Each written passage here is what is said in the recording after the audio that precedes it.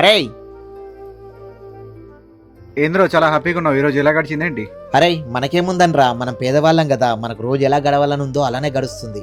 అరే అర్జున్రా వాళ్ళ జీవితం ఎంత హ్యాపీగా ఉంటుందో కదరా. నీకేంద్ర ఆరామ్సే మంచిగా జాబ్ ఉంది, లైఫ్లో సెట్ అయినావు కదరా.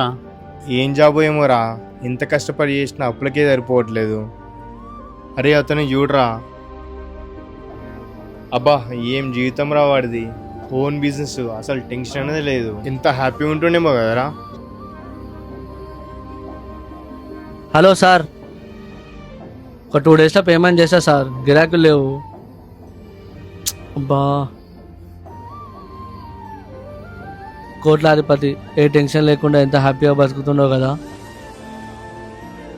హలో, నేను ఇప్పుడు ఏం చేశానని? ఎన్ని కోట్లున్నా, ఎంత డబ్బు సంపాదించినా ఏం లాభం?